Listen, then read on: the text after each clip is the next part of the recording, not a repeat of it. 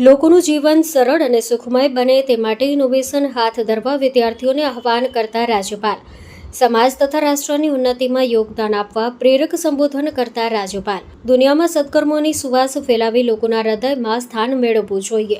જીવનમાં સતત જ્ઞાનમાં અભિવૃદ્ધિ કરી ઉદાર હાથે સમાજમાં તેની વહેંચણી કરવી જોઈએ. વિશ્વગુરુ એ જ બની શકે જે ડેટા કન્ઝ્યુમ કરવાને બદલે પોતાનું જ્ઞાન અને સંશોધન દુનિયા સાથે વહેંચે.